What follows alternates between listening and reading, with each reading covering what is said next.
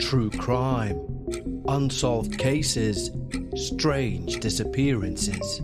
Join me as we travel through the timeline of some of the darkest acts in human history. Search and subscribe to The Deadly Countdown wherever you get your podcasts.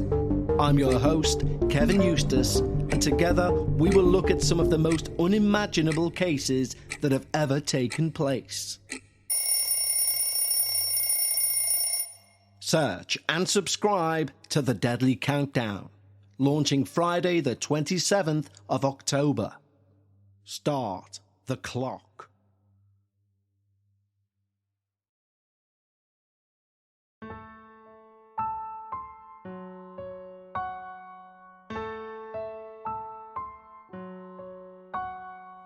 Live from Liverpool, The Dark Paranormal, Season 13.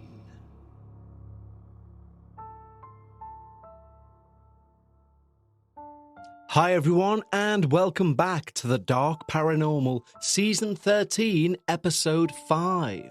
We're already halfway through this season, and my word, it has flown.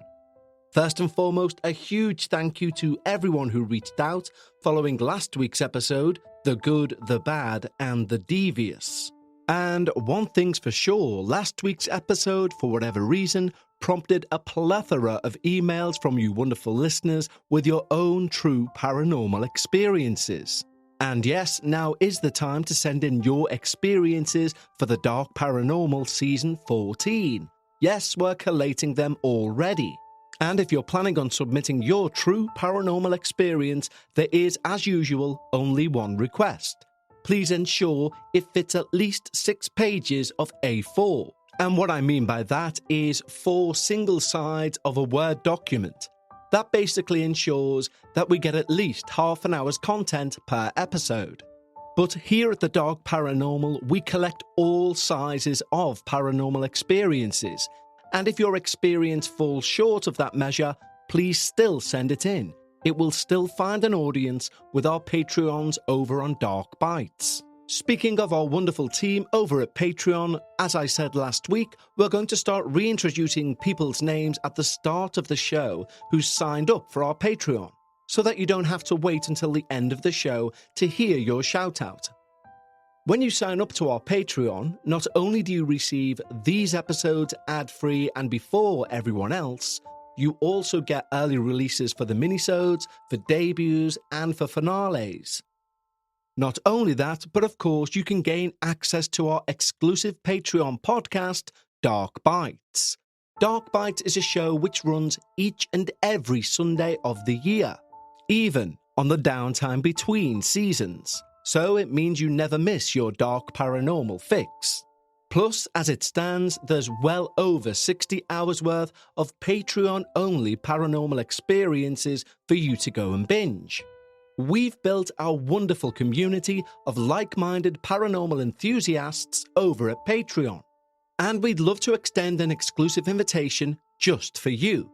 Simply head over to patreon.com/The Dark Paranormal. Just like the following wonderful new team members have: Jen, Sandra, Alison Prevert, Daniel Chapman, Craig Peacock, Stephanie Monsave, Emily Ackerman, Stella, Hudson Lewis, Nate Harris, Jeelan Ballard, Shadow Girl, Ian, Andrea Campbell, Tyler Flaspola, Hoffen Dauphin, Julia Atkinson, Brandon Seock, Noah Coop, Sophia Engzel, Darren Lass, Emma L. Lay, Just Me, Cassandra Stock, Brianne, Royson Roberts, Nia Gray, Savannah Hill, Willis Stevenson Roydier, Jamie Helbert, Sean Henches, Creepin' It Real, Callum Smithy, See No Evil Blood, Krista Woodford, Miguel Paolo, Chris Highway, Lisa Sangalang, Mary Joseph, Karen Cliff, and Bo Coy. Thank you so much for the support, guys. It really means the world. So if you'd like early, ad-free access to every episode, plus access to Dark Bites, the Patreon-only podcast, why not become one of our exclusive team members and head over to patreon.com/The Dark Paranormal. Now, before we take a dive into today's true paranormal experience, I need to give a quick trigger warning. There are mentions of suicide and suicidal attempts. And I'd like to reassure everyone before I share this submission that the submitter is fine both physically and mentally. Now, I've sat on this submission for some time now, and I think the reason for that is because it takes place in modern day. If someone was to have sent me this submission and state it was from the 1900s, you would have heard it by now. And it made me aware of a bias that I must have subconsciously had towards experiences like this that take place in the modern age. There are parts of this paranormal experience that seem far too terrifying to be true. But as I've said myself many a time, if you believe in the hot, then you must believe in the cold. By that I mean, if you believe in the ghostly grandma paying you a visit with a smile on her face to say everything's okay, then you automatically need to believe in the darker side. Biases make up a large part of who we are. And if I was about to tell you that the following experience was a famous one, that it had been made into books and TV, we would listen to it through that lens we've given ourselves and in turn have a different experience than when I tell you that it's not a famous case. And indeed it's not, but it is truly terrifying. And it's from one of our listeners, Destiny. And right now, it's time. Lower those lights, make yourself comfortable, and most importantly, leave your disbelief at the door, as we hear all about 9/10th's of the law. I'd like to start off by saying all of the stories on your show have been very inspiring for me to tell of my experience. Even if this doesn't air, just knowing that I finally have the chance to tell someone who's actually interested and will believe me, is a comfort to me. This is the only place I feel I can send my experience to. I know that seems rather desperate of me, but genuinely, this is the only place. I'm Destiny, and despite being a young adult, I have a very long and interesting experience that, in all honesty, no one, especially a child as I was, should have to deal with. This experience isn't just about a poltergeist throwing things around or making my life more miserable than it already was. No, this is about haunted people. The experiences I'll share today have taught me that people, no matter how holy they may believe themselves to be, can be controlled by evil spirits in their day-to-day lives. So without any further preamble, this is my experience. I was born in a small town in the state of Georgia, Thomasville. For context in the future, amongst the elders of the town, it's believed that if a child is born a year after their grandparents' death, they will be spiritually gifted and sensitive to that realm.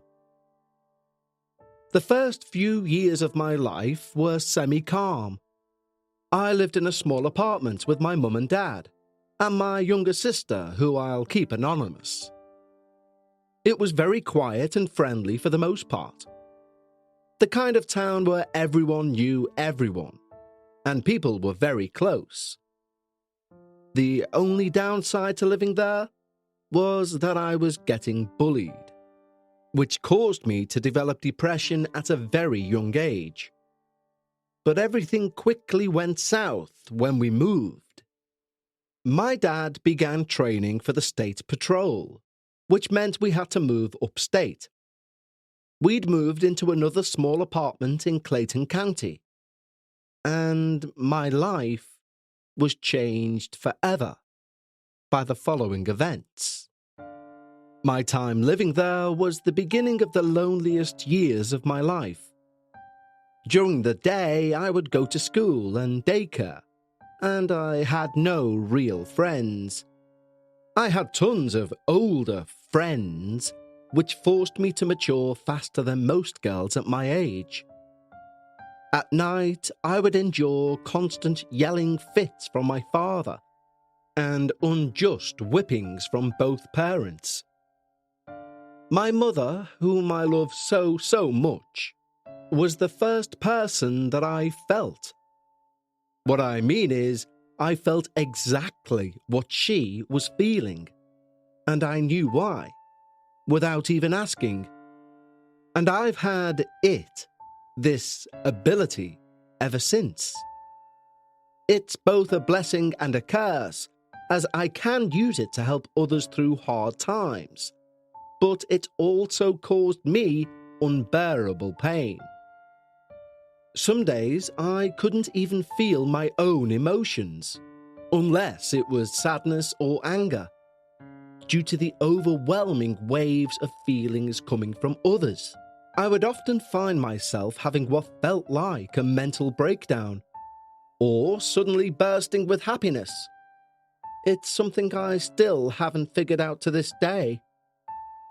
All that I do know is that spiritual gifts run deep in my family bloodline. I'm of Indigenous and African heritage, and I feel connected to the spirits of the earth. My gift is empathy, visions, and what I describe as spiritual communication, meaning, yes, I can communicate with spirits. Being so empathetic worsened my depression, but it also introduced me to the concept of auras and spiritual realms. I began researching witchcraft and watching those haunting videos on YouTube as a fun little way to escape reality. Well, that was a horrible mistake. You see, not long after researching this, I noticed I was seeing dust people. Not shadowy figures. I mean people who were made of dust.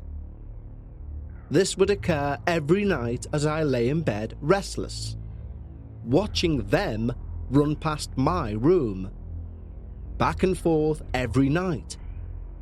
There was always a lingering fear of being watched, of being never truly alone. A few months later, concerningly, I began talking aloud to myself.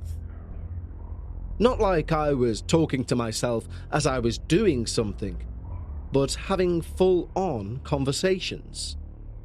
I would even pause and then respond as if someone was actually talking to me. This was when I began hearing her. I, being new to the whole idea of the spirit world, made the terrible mistake of naming her. Her name was Myung, which translates to the Korean version of my name, Destiny. But we'll worry about that later. Let me tell you about her. She was another version of me in my eyes, but evil. She'd hurt people in ways that still haunt me, and the people I hurt. One time in middle school, a boy pulled earphones out of my computer.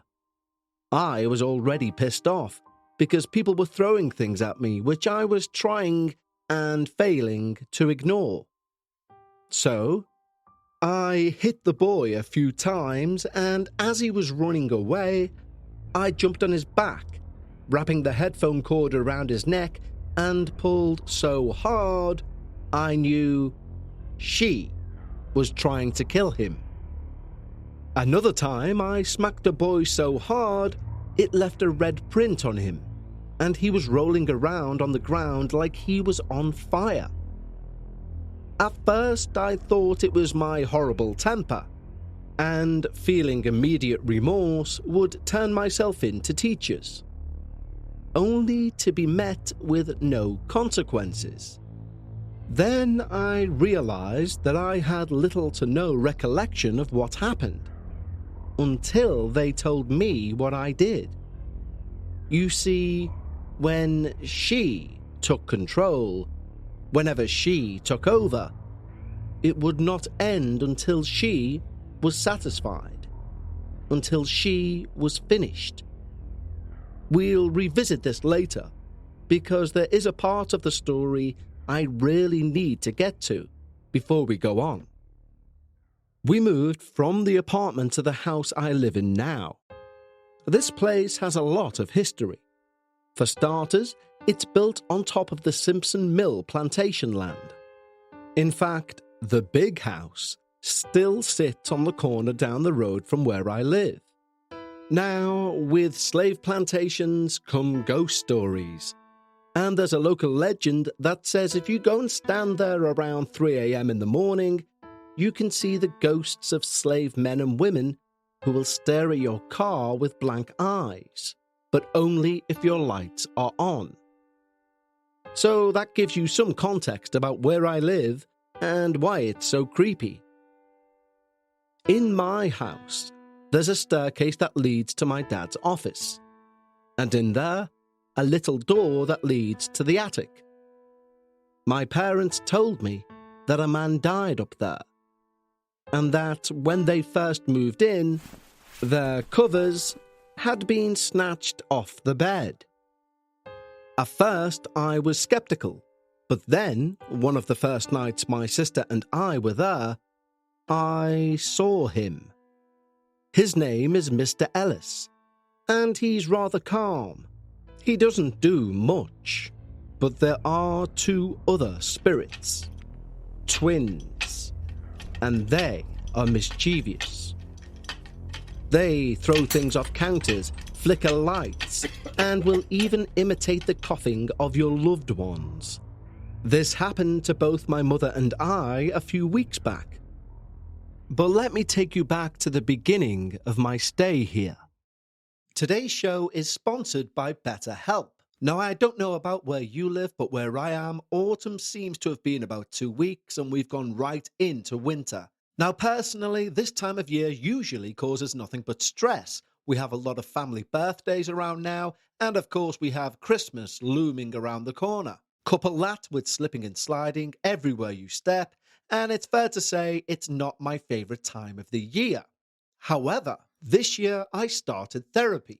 Now, in fairness, I didn't start it because of the impending winter months. But the interesting thing is, the lessons I've learned through doing therapy mean instead of having this sense of doom around this time of year, I can see bright spots. I can see things to look forward to. It's literally given me tools to get through days I would find previously insurmountable. So if you've ever thought about therapy, give BetterHelp a try.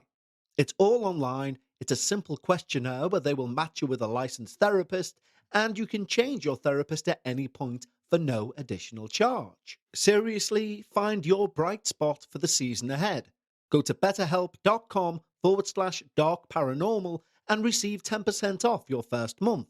That's BetterHelp, HELP.com/Dark Paranormal. When we moved here, things plummeted instantly. Internally, I became unnaturally angry and borderline suicidal due to hearing the voice of what I believed to be demons and spirits. I would attempt to kill myself over 5 times, and life would only get worse. I kept diving deeper into magic and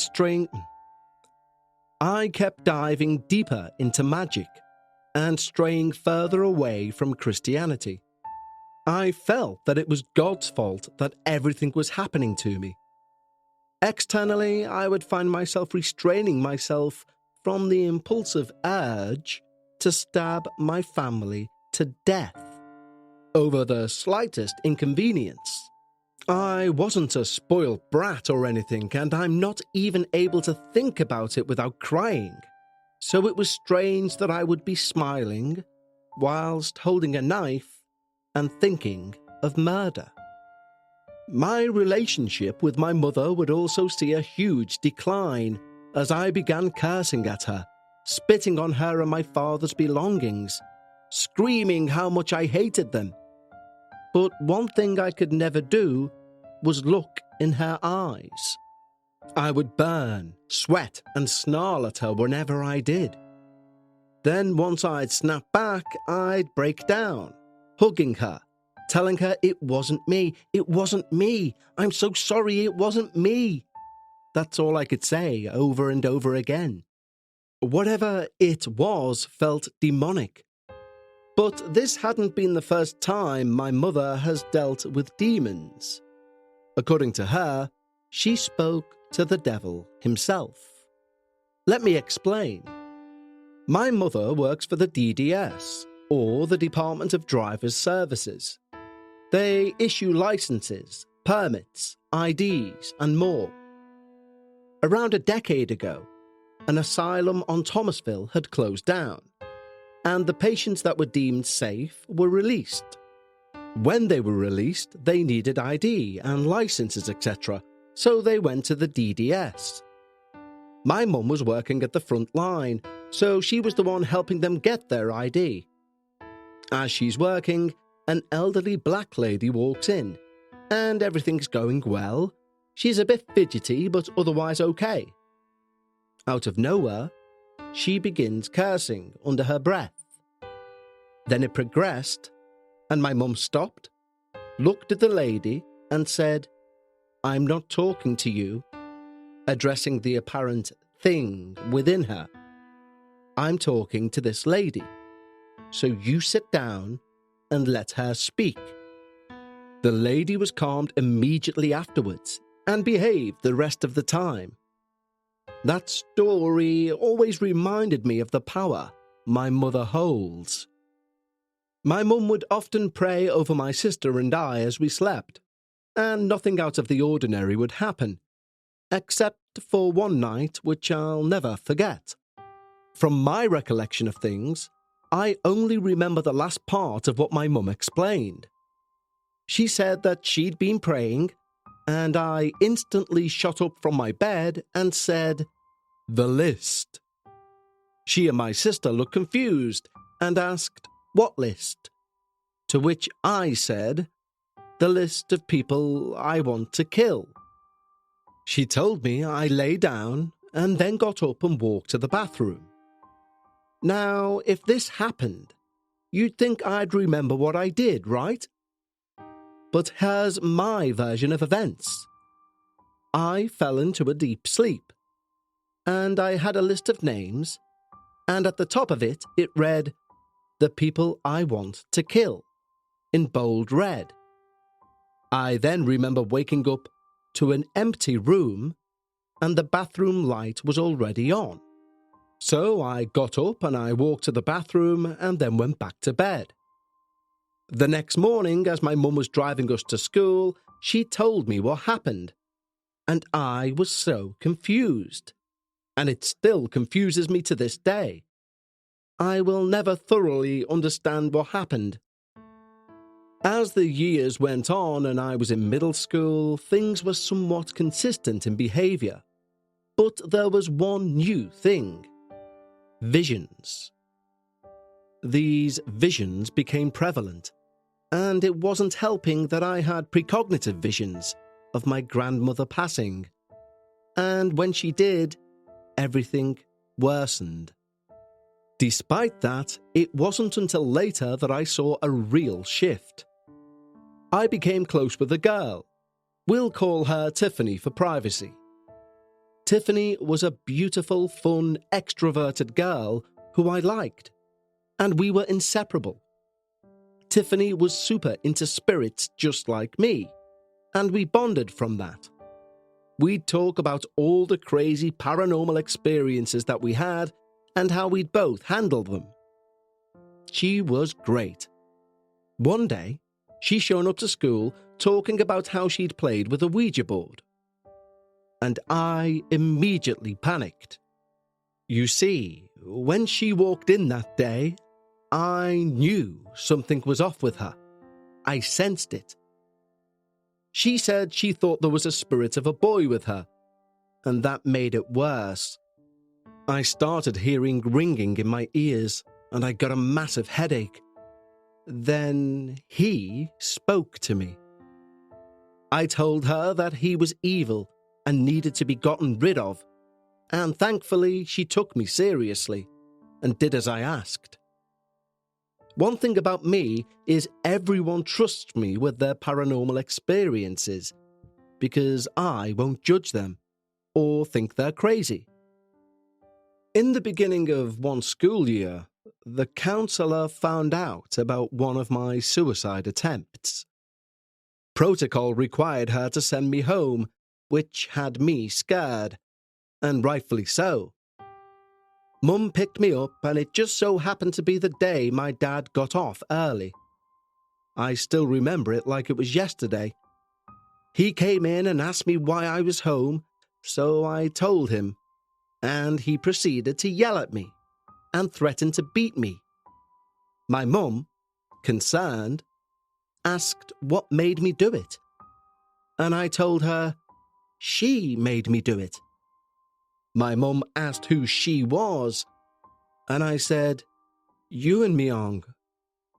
She had me write it down and instructed me to stop watching horror stuff, but of course I failed to listen. As the 2020 lockdown started, I was forced to put up with my sister and father. I needed something to lean on. So I turned back to religion. And we lived happily ever after, right? No. Being religious after that means hell will raise itself up and drag you back down with it 1,000,000 times before you can finally escape. Then I met my boyfriend, and I loved him from the moment I first spoke to him. He had a lot of problems spiritually, and I had to work extra hard to help him through. I spoke with literal demons to negotiate cutting him loose. I know how that sounds. Fake as hell. I know. But it's the truth. I wish it wasn't, but it is. I wish the story ended here, but it doesn't. Over the next few years, I would find myself slipping in and out of darkness. One time, my mum came to pray over me, and I apparently started writhing and screaming, "Let me go, she's mine." Then I growled, and once I came down, I cried, and she continued praying until I fell asleep. I thought it was all a dream, but no, it was real. She also remembers it. This was no dream. As of the past few months, I've become more and more sensitive to the spiritual aspects of my life. As my sensitivity grows, so does my acceptance of it. I consider it a gift. I still feel like it's dangerous for me to be sharing this, though. But it would feel great to have it read to someone by someone who won't dismiss it as me over-exaggerating. My experiences are still unfolding, but I had to share this. Ever since I began listening to the podcast, I felt a push to do so. As of recently, I've been much better. I feel happier in my relationship, and we're both Christians, so we're actively applying God to our daily lives. Sorry the story has to end so abruptly, but I get anxiety talking about my experiences in general. Please inform the listeners to never put themselves in the position they may be overtaken by an entity. Please. I wouldn't wish it on my worst enemy. Thank you for allowing me to share my experience. Well, that was the first email sent in by Destiny, and it got my mind whirring over a few of the things that she mentioned. Firstly, obviously, abhorrently, what she describes as whippings by her parents, and of course, threats of physical abuse by the ones who are meant to be protecting you. And although you could argue maybe these things are caused through paranormal means, my tolerance for parental abuse is 0. And I daresn't say what I believe should happen to people who do such things.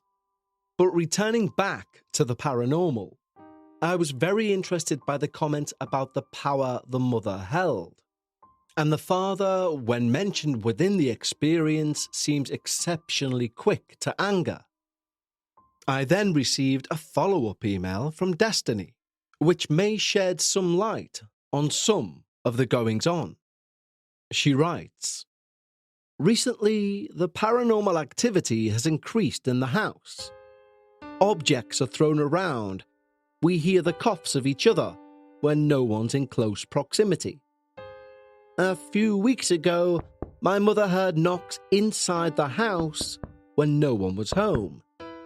She keeps hearing these knocks constantly every week. I hear footsteps in the attic, and missing items have been dropping literally out of thin air. One time, my parents lost a couple of screws and couldn't find them because they fell in the grass. Well, not too long after, my mum saw those same screws roll off the roof. Now, as I've stated before, there are mini doors that lead to the attic. You may remember when I said a man died in my house. Well, the attic is where he died. You might also remember when I said he doesn't do much. Well, as of recently, that has changed. There have been objects from upstairs that have mysteriously appeared downstairs. I've been hearing my mum call my name more often when she's not home. And I've started to sense a presence in the living room and kitchen at night, walking all the way across the house. These were all disturbing feelings, but nothing compared to what happened last week. Last week, whilst I was asleep, I heard banging on my bedroom door and my name being screamed. When I looked at the clock, it was 7:40 a.m. My mum would have already left for work, and there were no shadows under the door. I went back to bed insanely terrified. I've learned never to respond to the call of those familiar voices, especially if you get a bad feeling. I don't know what to do right now, but I will say this. I've realized that whatever is haunting my family is latched on to my dad and is only active when the door to the upstairs office is left open. I'll be sure to keep you updated with anything else that takes place. Regards, Destiny." Well, Destiny, thank you so much for submitting your true paranormal experience. Now, I very rarely get a gut feeling about an experience, and I can't really put into words what this gut feeling is. But I'll very quickly regale a story from the amazing book Will Storr vs. the Supernatural. Now, I'm doing this from memory, so please bear with me. But hopefully, after hearing this story, you'll have a better understanding of what I mean. The book is non-fiction, and Will Storr is a journalist and an atheist and also a skeptic about the paranormal. However, as part of the research into writing his book, he accompanies a pastor to a house where the lady of the house believes her daughter is possessed. Before they enter the house, Will is given some holy salt, told by the pastor it will protect him if there's any evil entities there. The child has been claiming that a demon comes out of its bedroom closet of a night. However, after talking with the mother and the child, the mother leaves the room and the pastor turns to Will and whispers that he believes the mother is the one that's possessed. Will makes an excuse to go to the bathroom, and as he does so, he sneaks into the child's room and sprinkles a very small amount of the holy salt in front of the closet. Now, we all know the size of a grain of salt, and a very few grains of salt would be lost in a carpet, and at the very least, invisible to the naked eye. Will then returns to the living room, and the pastor says he has all the information he needs and will return the following day to do a blessing of the house. The next day, the pair return, and Will didn't even share with the pastor the little trick he'd done of placing the salt in front of the closet door. When the pair get out of their car and knock on the house, the front door is opened by a very wild-looking mother, and a strong smell of bleach hits them both in the nose. They go in, they have a chat. She's very agitated, very nervous. Will again makes an excuse to go to the bathroom, and popping his head into the child's room, notices that the carpet immediately in front of the closet has been torn up.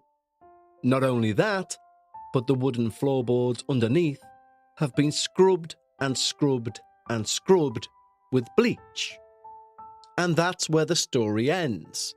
Now, I may be asking quite a lot to expect you to understand that that story encapsulates for me this gut feeling that I have from Destiny's experience. There's something, a tiny alarm bell that I can't quite put my finger on, but I thought I'd share it with all of you. And so that wraps things up for episode 5 of season 13. We're now heading into the final straight. And next week for episode 6, we have an experience the likes of which I've never heard before. And almost like an excited child, I've been waiting to share this particular episode with all of you. If you're a Patreon, I will speak to you again on Sunday for another installment of our Patreon-only podcast, Dark Bites. And for everyone else, I'll speak to you on Wednesday for another mini-sode. But until then, remember, when you're talking about the paranormal, always try and leave some of your disbelief at the door. And I'll see you next time right here on the Dark Paranormal.